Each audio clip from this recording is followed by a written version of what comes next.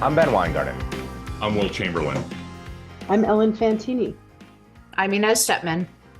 And this is NatCon Squad, where common good and common sense meet. NatCon Squad is produced by the Edmund Burke Foundation, the home for national conservatism. Subscribe now on Apple Podcasts, Stitcher, Spotify, YouTube, or wherever you get your podcasts. As always, we've got a diverse array of topics to get to this week. I'm going to kick us off by talking a little bit on the first anniversary of Hamas's October 7th attack. Next, Will is going to talk a little bit about the next hurricane and equity in disaster relief, an imperative of our brave new federal government. Ellen is going to talk a little bit about two Europes, and Inez will take us home by talking a little bit about the Kamala softball media blitz, with one maybe exception. So with that, I'll use executive privilege and turn it over to myself to share some reflections on October 7th. And kick it over to the group for your own thoughts on a tragic anniversary, a horrible anniversary, but maybe, especially as we've seen in recent weeks, an anniversary that we'll look back on as a turning of the tide and a sea change to the benefit of Israel, frankly, the Persian world, the Arab world, and the Western world, for that matter.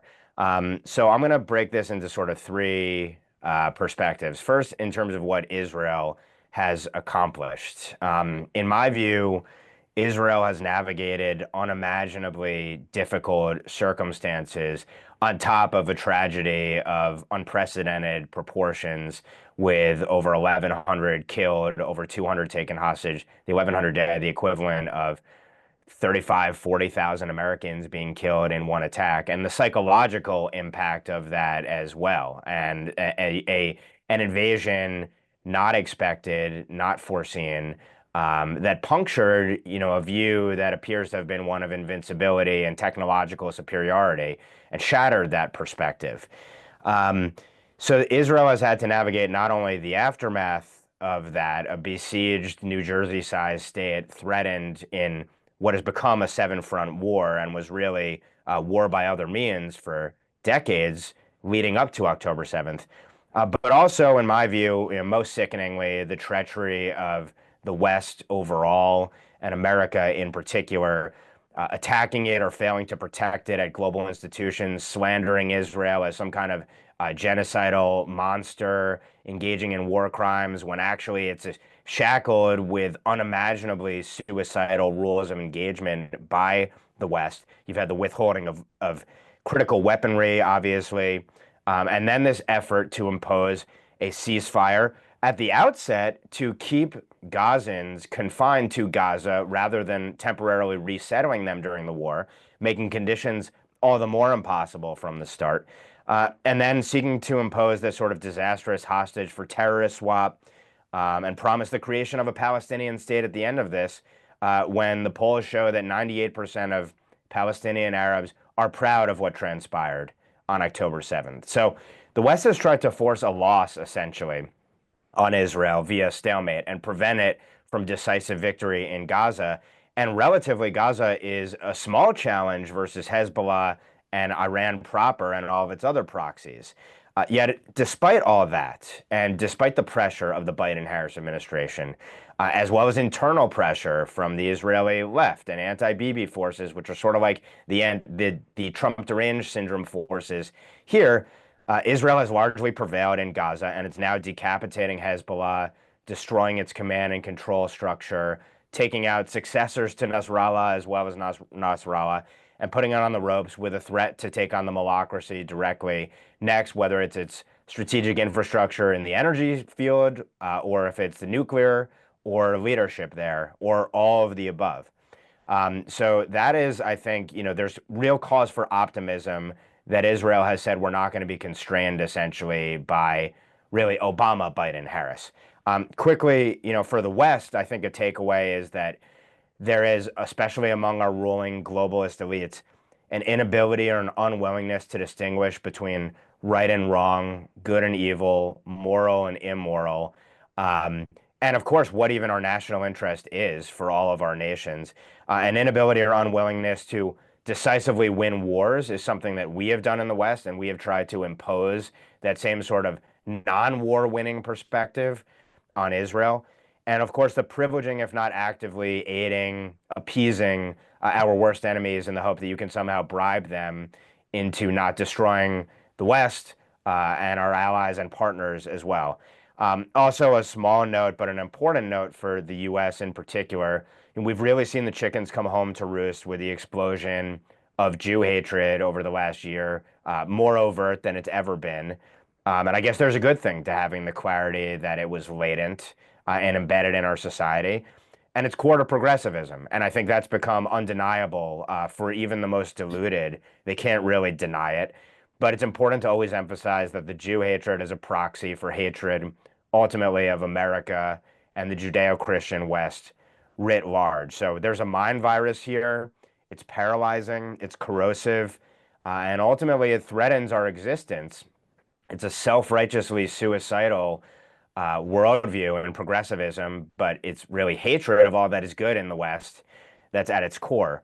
So again, I'll leave with the bright side for the West is that we've seen all of this stripped bare and exposed, and there's a chance to correct it in our upcoming presidential election, and hopefully 2 anniversaries on, we'll see that Israel has not only survived but thrived. It's vanquished its enemies, and America once again is pursuing its national interest rather than the interest of our adversaries. So those are kind of my reflections up front. Happy for you all to comment on them and share your own as well. Yeah, I'd add only to your list of things the West is unable to distinguish between, Ben, which included things like the difference between good and evil, obviously, the difference between victory and defeat.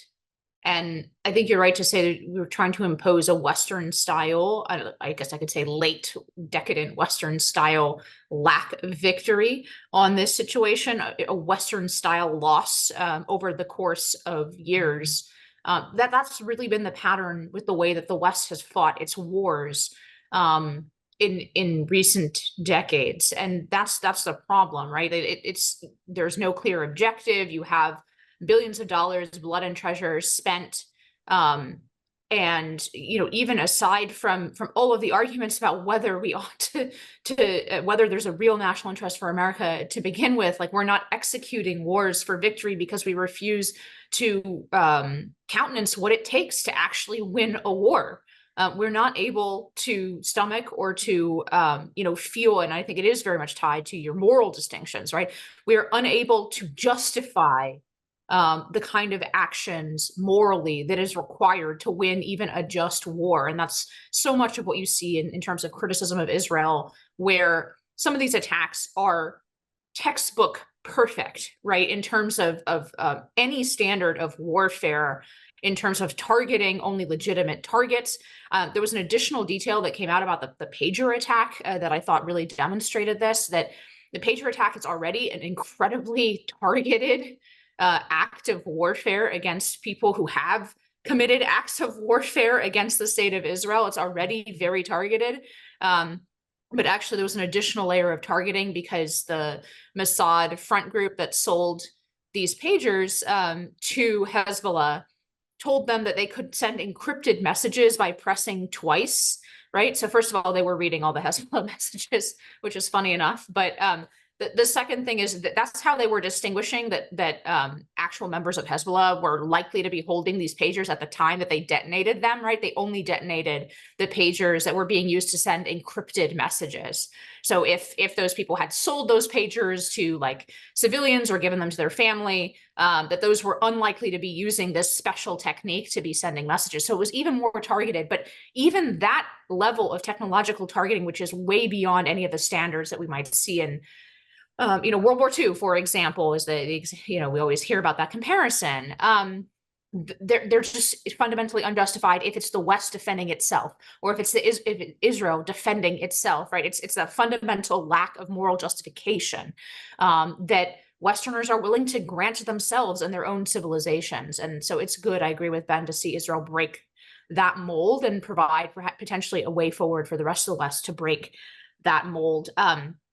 Just one more point on all of this, because the anniversary, we're recording this on the 8th, because the anniversary of October 7th was yesterday, I have so little patience for all of the messages that I've seen about how it's been shocking to see the response on American campuses, that somehow this is a surprise, what's been happening in Columbia University.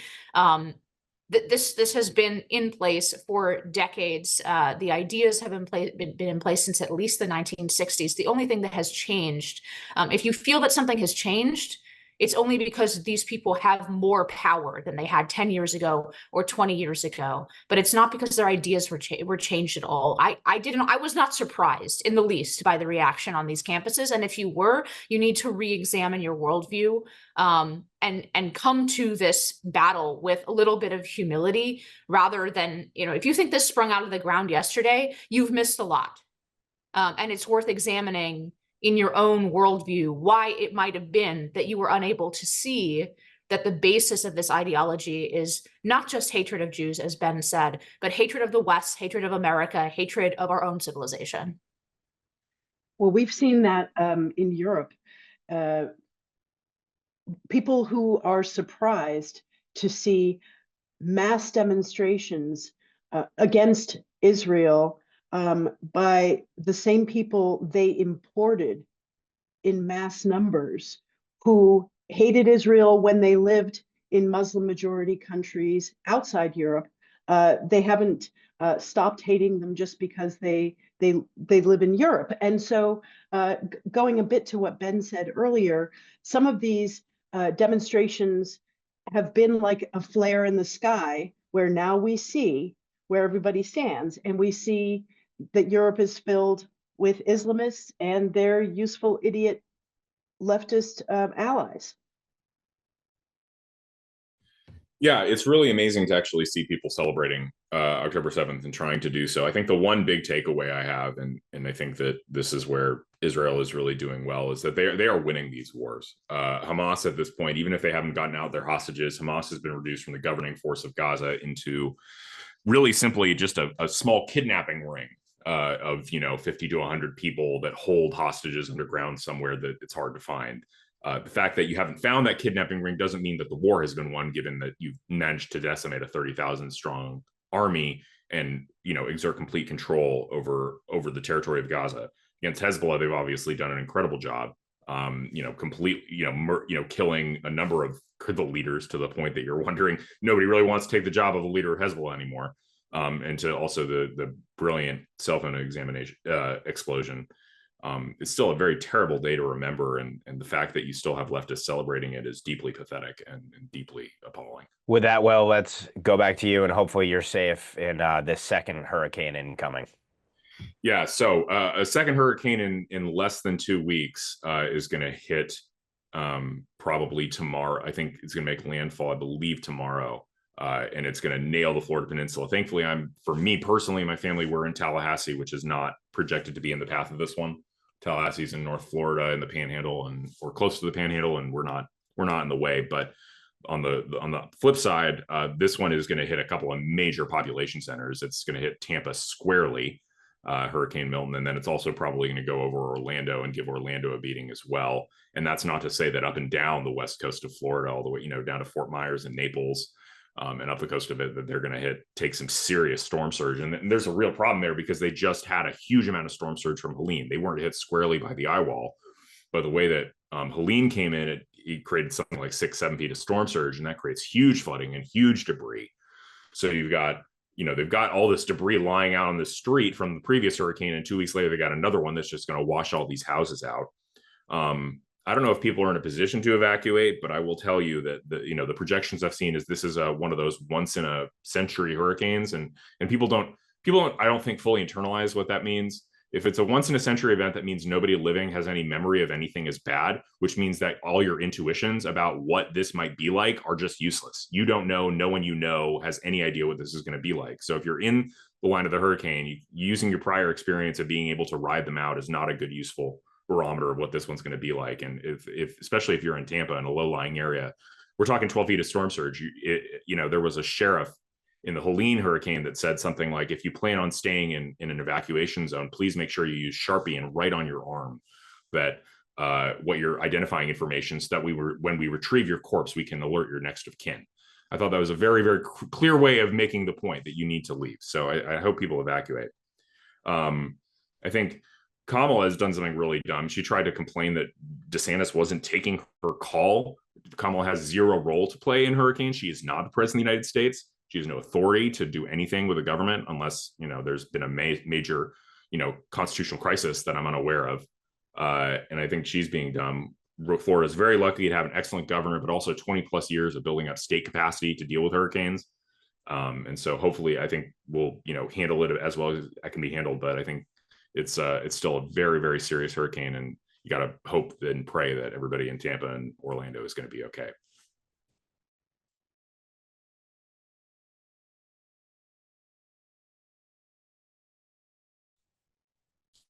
Anybody going to take this one? I guess I'll break the standoff. It's going to be. I second everything that Will says about like the specifics. I don't know much about hurricane preparedness, but this seems like a really bad one, and people should, if they can at all, get out of the way. In terms of basic competency of government, it is good to be reminded of what a competent state government looks like in these situations. It feels like it's been a very long time since we were able to see this kind of basic competence. Really, all the praise to Governor DeSantis for doing this. There was a small example of it going around. Will mentioned the debris. The federal government had closed the disposal sites, the waste sites, for clearing that debris. Governor DeSantis forced them open because 24 hours a day so that they can clear as much of that debris from the last hurricane before the next one hits. But just overriding that kind of federal incompetency and FEMA response, and actually doing the things that are necessary, the things that can be done in advance of this kind of natural disaster. And another example that I just wanted to draw in terms of this is what we expect of basic state government, or really at least we used to expect of basic state government.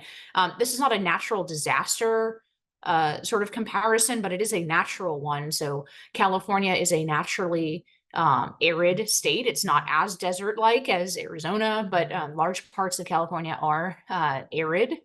And it has chronic problems with water, right? These are not new. This is not climate change. But the previous several governors of California have not built a single new reservoir. Whereas in Arizona, which has much, bigger water problems in a certain sense, a more obvious one, they have been building those reservoirs, and they don't have the kind of chronic drought problems that California has. And this is just another example of that kind of basic land management, basic governance competency that has disappeared as ideological, as these kinds of ideological concerns have overridden the basics of good government and the purpose of government. And I guess that's what I'll close on is that the cost of these kinds of ideologies. It's a little cheap to say, oh, like FEMA's woke and that's why they're not doing their jobs, right? But there's a real truth underlying that, which is whatever you're focusing on, FEMA has a real job, right? The Secret Service have a real job.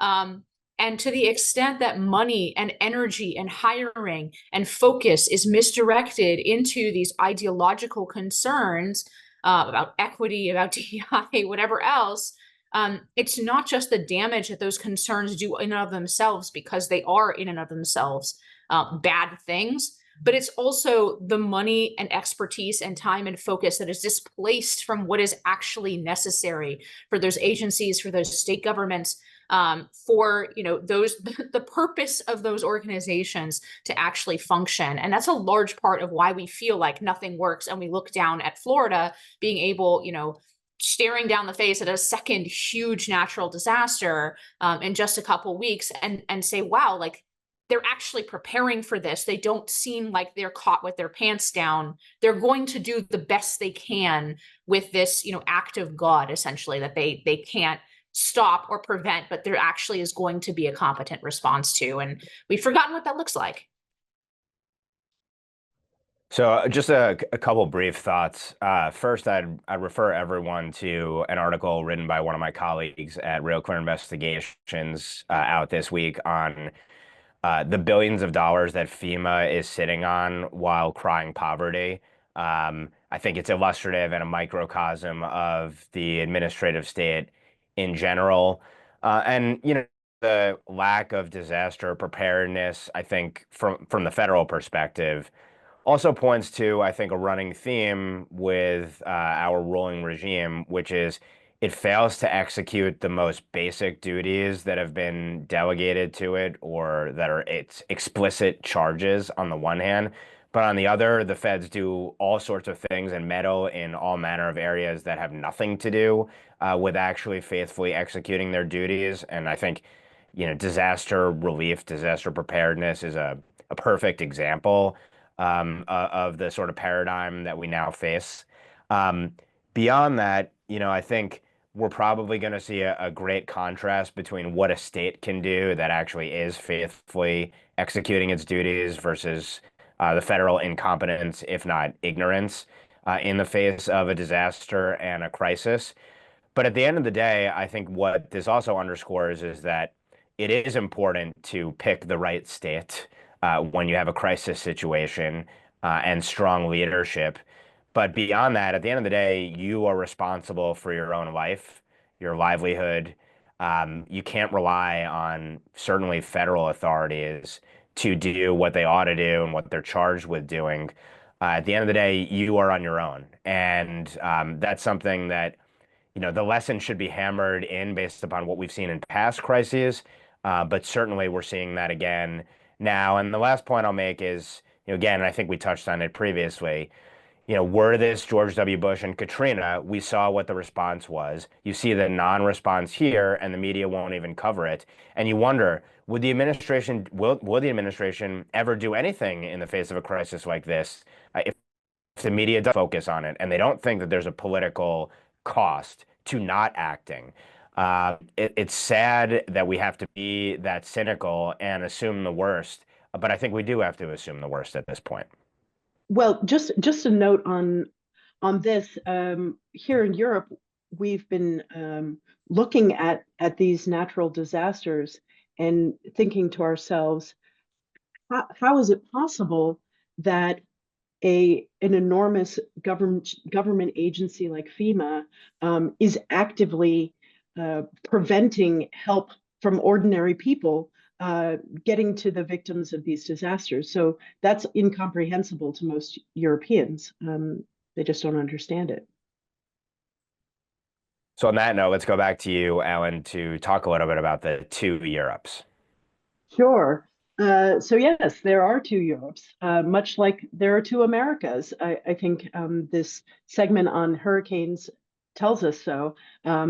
This idea that there's the entrenched establishment, the managerial elites that represent one Europe, and the other is the ordinary people, the voters, the citizens, and the Europe of bureaucrats or Eurocrats want to control everything from Brussels, much like the elites want to govern from Washington, D.C.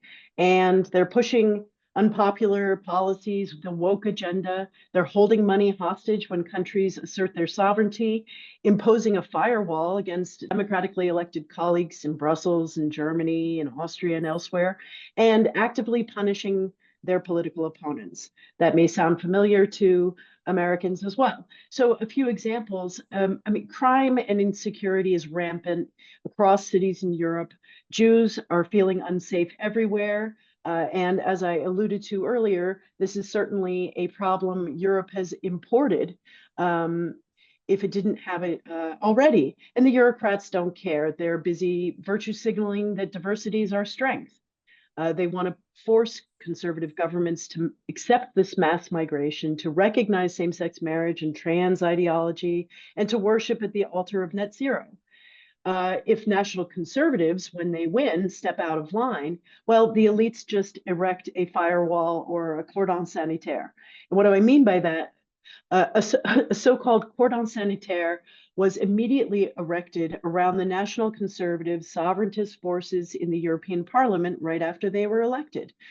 So there are two groupings, Patriots for Europe and Europe of Sovereign Nations. Let's call them Europe's MAGA parties.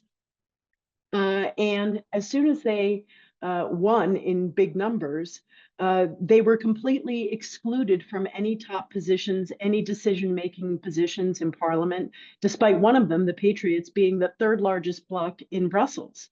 And this is also happening in Germany to the AfD and to Austria and the Freedom Party. They're not going to be able to even get into a governing coalition in many cases. So this term, this cordon sanitaire, meant to create a barrier to stop infectious diseases. The bureaucrats are treating their democratically elected colleagues like they have the plague, so that they'll have no say in the policies. And what this really means is that the millions and millions of Europeans who voted for these people, voted for change, won't have a say over what happens in Europe. So the other Europe is the people, the voters, the citizens, and they voted in large numbers to end mass migration, against the crazy Greens and their policies. And let's call them Europe's deplorables, the flyover countries, the MAGA, or in Europe's case, mega voters. So for the ordinary person, there have been some successes with the election of right-wing parties here in Europe. Europeans are obviously fed up with open borders and the insecurity it's brought. A great example of this is recently Hungarian Prime Minister Viktor Orban took a page from Texas Governor Abbott in his rhetoric to Brussels. And he said, you want migrants? You want open borders? Fine, we'll put them in buses and send them to Brussels. But the open borders has become a real problem. Even center-right parties are now talking about migration and internal border controls. So, of course, the Schengen zone in Europe means that there are no border controls in between borders. So the question is, how do we handle the lack of loyalty between and among conservatives? The left is great at ignoring differences and getting together, getting their messaging together. But what we're seeing here in Europe is many so-called conservatives are afraid to collaborate with the so-called sovereigntist or national conservative politicians. I said recently in a speech that parties that value national sovereignty, strong borders, seek to protect children from the trans and woke agenda, and don't worship at the altar of net zero have to work together. And just like in the United States, Europeans are tired of, let's say, rhinos, right? So the European version of rhinos, they want real conservatives. But just like in America, they haven't been great at working together. So I'd open it to the group. How do we get conservatives to show some loyalty? I think of a rowdy family that fights all the time, but then when an outsider comes in and attacks one of them, they lock shoulders and work together. What are ways that conservatives can work together, even if they don't agree on everything, the way that the left does?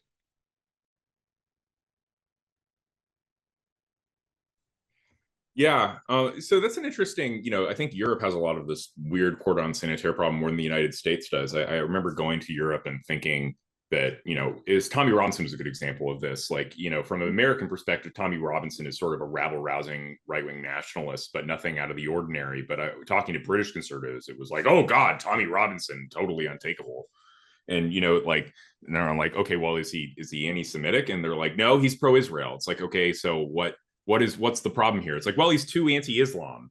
Okay, but don't you guys all have serious problems with Muslim migration in your countries? And isn't he speaking out about that? Like, well, he was 10 years ago, he was a member of this other group that was really bad. Okay. There's a sort of, I think they're so reflexively in the liberal mindset that they can't get out of their own head and realize it's like, no, we are doing the less work when we are marginalizing this person for things he said a decade ago. Like, we shouldn't do that.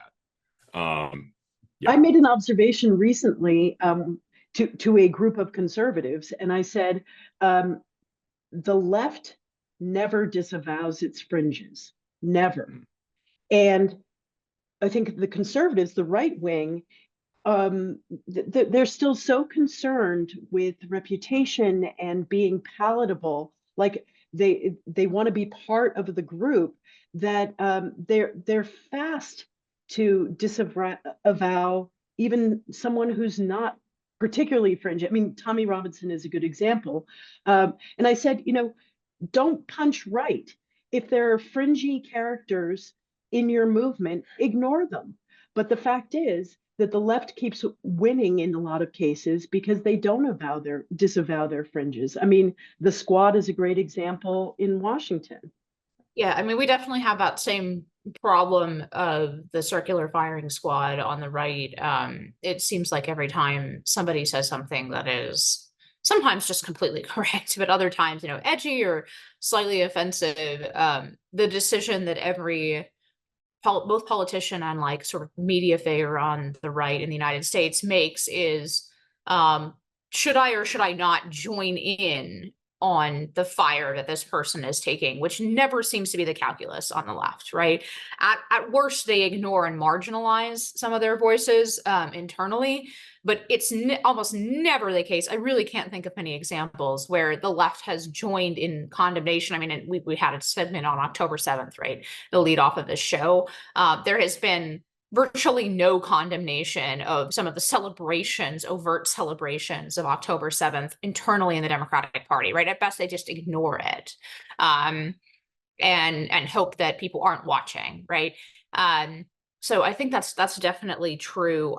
I do think Europe, I mean, it obviously a lot better, Ellen, and we're all commenting from across the pond here, but I do think both America and Europe are still in the grips of a kind of ideological consensus from that, to my mind, at least in America, came to a close in 2015 or 2016, this era of sort of liberal consensus from 1945 to 2016, in which the problems that are increasingly affecting what you call the megas, right, in Europe, are orthogonal in some way to the solutions and the very mode of thinking that has sort of dictated the bounds of politics for decades, if not, and really, I do think you can put it to the close of the war in many ways. And that post-war consensus, I'm not completely trashing. Like, I think there are many good aspects of that post-war consensus, and it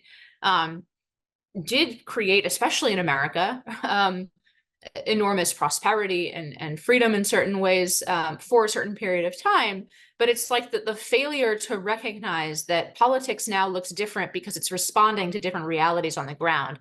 And I think immigration is a really, crystallizes that notion, right? In the US, we had essentially an agreement between both parties that mass immigration was good. The right supported it because it was good for the economy, and the left supported it for cultural reasons, right?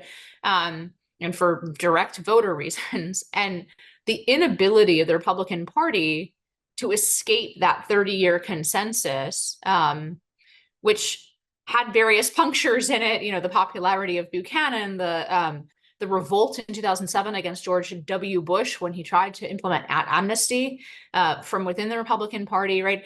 People were seeing more and more of this problem, but neither party was addressing it, which left an opening for Donald Trump. Now, how that works looks very different in Europe. One, because of the parliamentary system, and then two, because of the cordon sanitaire issue that you're talking about. But it seems to me that we are wrestling fundamentally with similar problems, even if in specifics they look quite different. It's the resetting of some of these fundamental assumptions of politics that is just utterly resisted in sometimes a very overtly anti-democratic way by the party establishments of sort of both sides of the traditional discourse. I'll be brief. Practically, in terms of how do you deal with those on the right who have disparate views and try to come together to some consensus. To me, it's about, at least set aside the practical aspect of this, but philosophically, this comes down to simply knowing what time it is and recognizing that whatever disputes you have, the infinitely greater threat is your political foe. And you won't even have the ability to have these disputes in the world that the wants to impose upon you. So you have to be able to align on a few core principles, even if you disagree vigorously and sometimes violently, probably, on solutions to issues, how to prioritize those issues. At the end of the day, if you want to survive, again, in anything in the West and not just in name only, then it requires coming together, because politics is a game of addition. and because the forces on the other side are aligned, and they will do anything and everything it takes to triumph and achieve total victory. So to me, if you don't start from that place, you're guaranteed to lose, essentially. And we've gone through that process here on the right in America. And certainly, I assume that has to happen to combat the EU writ large and the other forces that are on the other side. And the last point I'll make as a teaser to what I'll talk about in our parting shots is just what happens in Europe does not stay in Europe. There are regulatory regimes imposed by the EU that end up impacting American companies and other entities and that have knock-on effects for our liberties here as well. So we have a vested interest, unfortunately, and a stake in this as well. And so it goes far beyond just, kind of within the House of Europe, what the issues are. It actually has a direct impact ultimately back here at home as well. And I'll talk about that in parting shots. But before we get there, let's go to Inez to talk a little bit about Kamala's media blitz.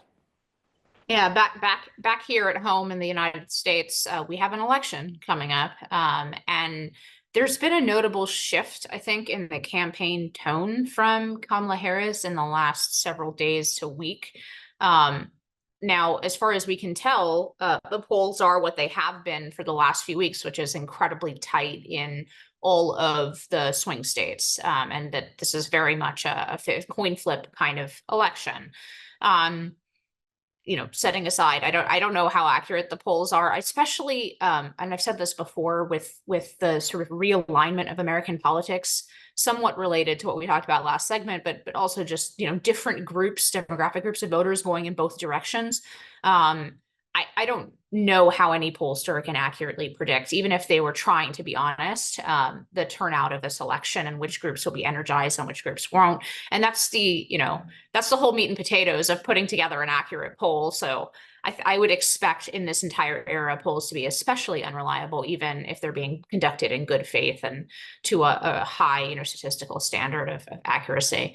But in any case, as far as we can tell, the election's a dead heat. But Kamala Harris is changing strategy, which maybe one of the things we could discuss is what does that say about what her internals are saying after completely refusing to behave like a traditional presidential candidate and actually sit for interviews and answer tough questions and, get herself in front of the American voter. She's mostly been relying on the media to run her campaign for her. Now, in the last week, she seems to be doing a bit of what they're calling a media blitz, right? So, of course, it's all friendly. So she sat down with a Call Her Daddy podcast. It's another thing we can discuss, the fact that this podcast is mostly geared towards talking about the sex lives of young women. And this is where Kamala Harris has chosen to make her stand. Of course, she primarily focused on abortion in that interview, but she also sat down with CBS's Bill Whitaker on 60 Minutes. She actually received some difficult questions. We can talk about how she manage those questions. And then, of course, BP Waltz was on Fox and had to answer some relatively on the Sunday shows, some relatively fair questions. Actually, Fox's Sunday show is I would call it very middle of the road. It's not really an opinion show, which just goes to show but I do think that Waltz going on Fox itself is kind of an indication of where the campaign's mentality is at.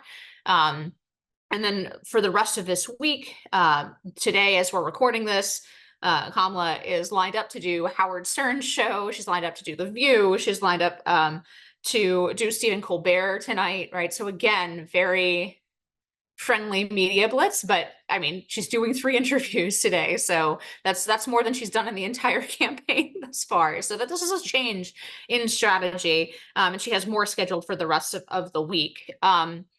So questions for the group. I mean, what do you think about the shift in strategy? My only couple cents on the matter is, one, this is going to show that Kamala is just not good at her job. There's a reason she got to skip all of the difficult parts of campaigning, whether that's a primary or doing a lot of tough media interviews, doing 3 debates, all of that. She got to skip all of that. And have the media run the campaign for her. She's not good at this. She struggled a lot in the CBS interview. That was the only one that was remotely balanced. She goes on tangents. She cannot answer questions. She clearly doesn't have a grasp of even the surface level policy material that her campaign has put together. And I think that doesn't really show her what in a good light to undecided Americans or to Americans who are just tuning in before the election and trying to get a sense of who this Kamala Harris lady is who is running for president. Donald Trump has an advantage that everybody knows Donald Trump, right? At this point, he was president for 4 years. People know him. They either love him or they hate him. They might have mixed feelings about him, but there's not a lot of mystery left with Donald Trump, whereas a lot of Americans, I think, are still getting to know Kamala Harris. The other aspect, just looking at the selections of media that she's chosen, it's very clear what audiences are being targeted by the campaign. It's young voters and women.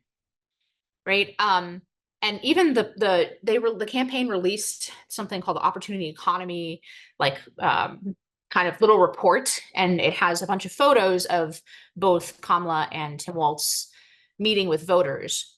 I thought it was notable. Somebody noticed on Twitter, there's not a single male voter in a single one of those photos. Right. They're half the population. So this is not a kind of bean counting. It's just like a really obvious sort of something that's missing from the campaign literature. The extent of Kamala's outreach to male voters has been, white dudes for Harris and all the embarrassment attached to that.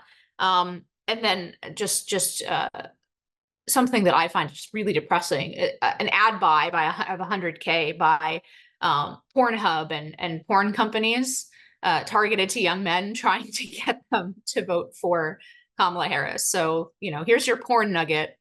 Guys, who cares about your job future? Who cares about any serious issues that might impact your life? Here's a nugget of porn. Vote for Kamala Harris. So that's been the extent. I mean, I've said this before. I think it's really political malpractice that the Republican Party has not picked this up and run with it. The way the demographics break down and generally in American voting is that single men, and married women all vote Republican, but they vote Republican in, say, moderate majorities between 52, 53% to up to about 58%. Whereas single women vote vastly disproportionately for Democrats by something like 30, like a 30-point gap, right? So if the Republican Party could run up the total among men who seem to be uniquely turned off by Kamala Harris's campaign and who are not being messaged or sought by that campaign, if they could turn some of those numbers, those male numbers, instead of it being 53% into 56, 57%, that they would win the election. And so to my mind, it's political malpractice not to actually seriously sit through the way that we do about all other demographics, right? We think about, all racial groups. We think about how to appeal to women. This is the meat and potatoes of campaign strategy, right? But somehow there's none of that around getting the male vote, which actually this election seems like it's shaping up to be one of the most gendered in American history. So with all that, comment on any part of that. Why do you think Kamala Harris is changing tactics this close before the election and actually going on very friendly media and trying to actually talk to the American people? I mean, from my vantage point, the more she gets exposed, the worse she's going to do politically. So I can only think that the internals do not look good. The sugar high from the original basement campaign is over. And she wouldn't be doing these interviews and taking these questions, I believe, if she didn't feel she absolutely had to. Now, part of this, to your point, maybe like the going on Call Her Daddy, is trying to juice the base and try and maximize the turnout of the populations that she thinks she has a total lock on. But the Bill Whitaker interview, was that ultimately a misfire on the part of her campaign? Because from the clips that we've seen, and obviously CBS has tried to do everything possible to whitewash and airbrush away how disastrous it was. But from the clips we've seen, it's disastrous. And this is still relatively a softball, the framing of the questions, the nature of the questions, and she's still completely bombed. So I can't imagine she would be doing this unless she felt that it was a political imperative to do it. You combine that with some of the polling that we've seen, which, to your point, really has shown a dead heat. I think in the Real Clear Politics average among battleground states, it was like Trump plus 0.1%. If you assume that the polls are anything like they've been historically, then he's probably better off than that, and maybe by a pretty substantial amount. There are a lot of analyses out there showing, look at voter registration by party ID. That also kind of looks bullish in swing states like, for example, Pennsylvania, which is obviously pivotal. And if Trump wins Pennsylvania, I think you'll know that he's won the election on election night. And then betting markets also have, some of them at least, have moved favorably in Trump's favor.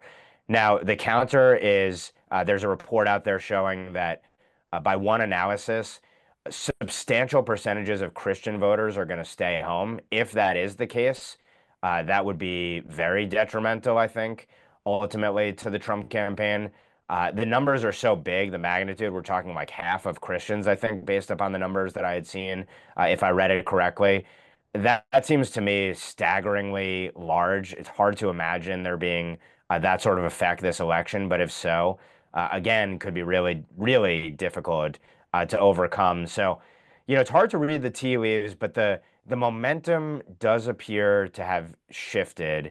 The sugar high seems off, and I just can't imagine Kamala would be doing these interviews unless she felt she absolutely had to, because this has been an error-averse sort of campaign to the nth degree, to the extent you can even call it a campaign, because they know how vulnerable she is when she's out there in the stump, and much better to have the media just attacking your enemy and never asking you a tough question. Yeah, I think the handlers on the Kamala campaign who had been urging her not to do media, who had been protecting her from the public, were right. They've been proven right. I mean, the big news, I think, today, she just went on The View and said that was asked by, somebody, I think Sunny Hostin, is there anything you'd do differently than what Biden did over the last 4 years? And her answer was no, I can't think of anything.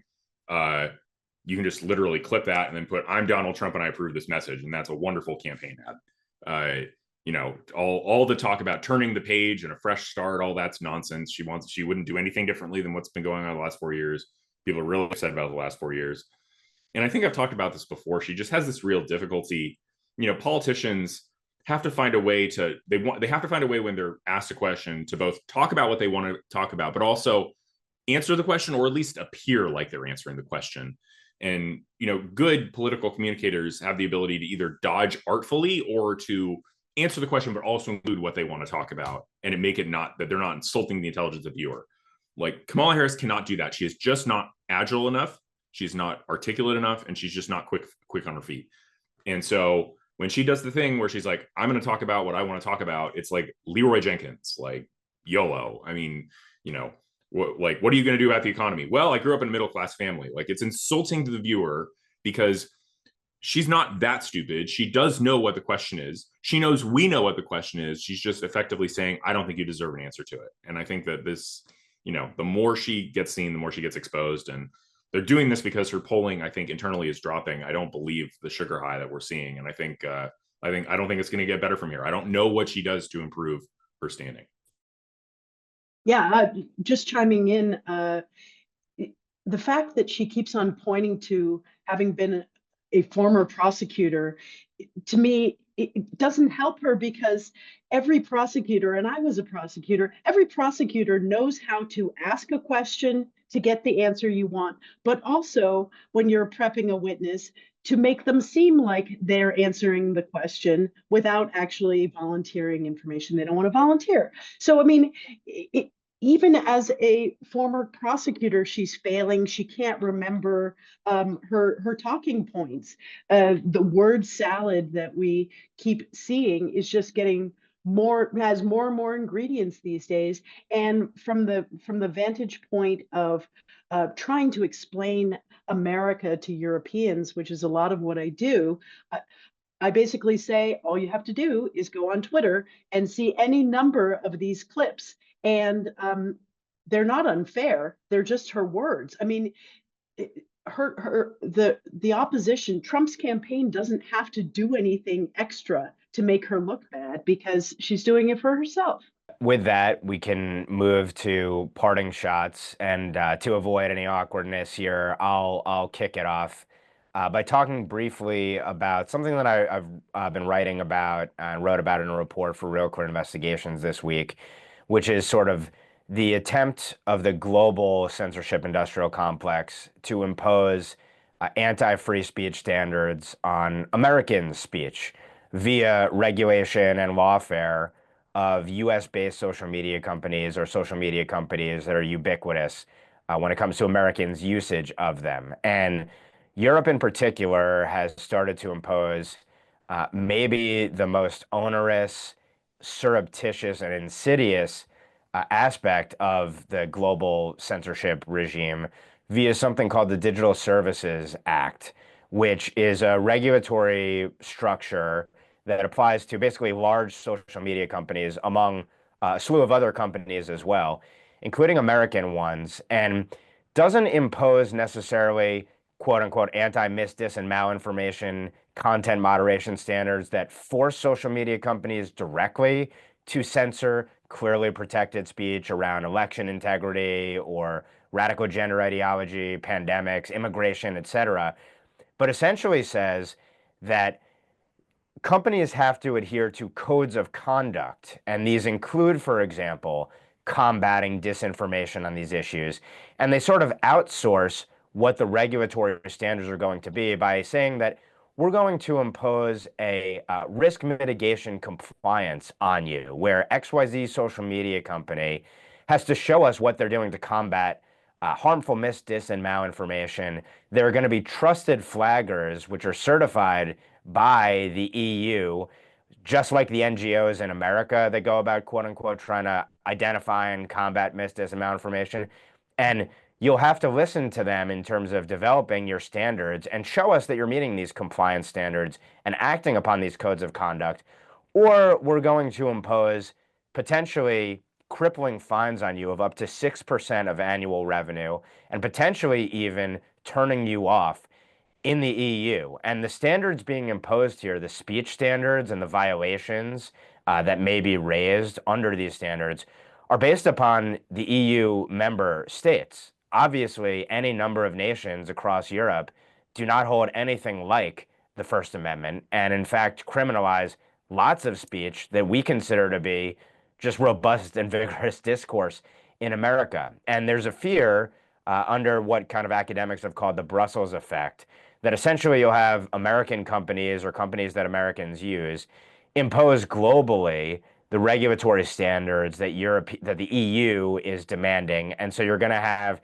anti-First Amendment standards imposed through the back door via Europe, but on American citizens, and cripple, obviously, companies, which alone can have a chilling effect on what they allow to be trafficked on their platform. So urge you to check out the piece, which goes through kind of what the EU is doing, what Brazil has done, the UK, Australia, and beyond. But this goes back to the point about what happens in Europe and frankly in other countries and other governing structures as well does have an effect on the US.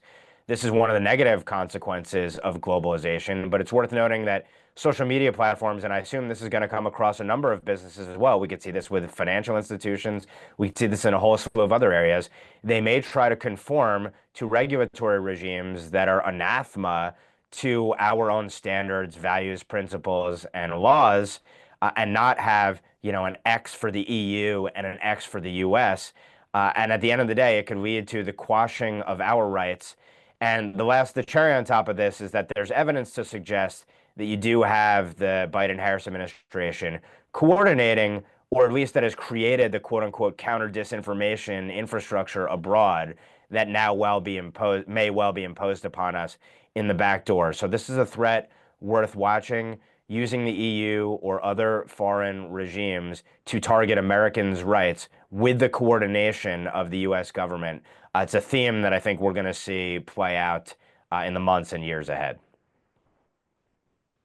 Just to piggyback on Ben's topic, Hillary Clinton came out the other day on CNN and said, quote, "We lose total control without social media moderation," and suggests many of the things that Ben just said. I'm not even going to repeat them. They're not worth repeating. You just heard Ben articulate them better than I ever could. So there is clearly an appetite for doing this on the left in America. It's going to structurally be slightly different because of the both the political system and frankly the First Amendment, that most European countries don't have anything equivalent, and it makes things more complicated in the United States, and they have to lean on these social media companies in a more backdoor way that we discuss all the time here on this podcast. But there's clearly an appetite for this. It's clearly an appetite that extends beyond our borders into Europe. And the concerns about quote unquote disinformation and Americans reading things that are not approved online by the establishment of the Democratic Party is not going away. And Hillary Clinton was very, very blatant about that and basically called for any Democratic administration to do everything it could to censor social media and to censor free speech on social media. Yeah, my final thought is on this is actually European related. There was a news story that didn't get a lot of play, but it was really caught my eye, which was that 5 Republican senators, and that includes Jerry Moran, John Boozman, John Cornyn, Susan Collins, and John Hoeven, a lot of Johns. All of them went to Hungary and were decided in their wisdom to light up the government of Hungary, including Viktor Orban. Like, Ellen, you were talking about this, no friends on the, no enemies on the right stuff.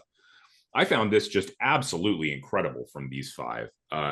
Orban is one of the few successful conservative leaders in the world. He should be a serious ally of the Republican Party, but these 5 senators, nominal Republicans, are apparently so upset that he isn't extremely hostile to Russia, in the sense he's actually much better aligned with the American Republican voter than he is with, the establishment, these people. And they decided to light him up and also talk about how they're upset about what he's doing to civil society and that he's taking anti-democratic stuff. This kind of stuff could have come right out of the mouth of George Soros and the Open Society Institute. It's stuff I expect to read in the New Republic. It's wrong. It's false. Viktor Orban is a democratically elected leader with a mandate. The fact that his party is dominant is because his politics and his style is, he has just a supermajority approval in Hungary, which is why he has enormous political power and dominance over the legislature. That's democracy at work. That is a republic at work. And I just thought it was incredible that these Republican senators had the chutzpah to go to Hungary and be annoyed with him. And, here's the other thing. This is the other thing that really irritates me is like these Republican senators, they're saying, oh, you're not strong enough on Ukraine. But at the same time, they aren't going to the United Kingdom and demanding that, or France, and berating the leaders there for being as anti-Israel as they are, which they are. They've been like threatening to cut off aid and doing all sorts of things. And in comparison to, Orban's got to worry about Russia. Orban, Hungary's a small country, Russia's a big country. We should be using our authority easily to be bullying these like weak allies in places like France and England who are super hostile to conservatives, to Trump, and to the Republican base, and be bullying them about their willingness to support Islamists and demands for a ceasefire. But no, John Cornyn's just upset that Republicans don't agree with him on Russia and is taking it out on friends of our movement. It's disgusting.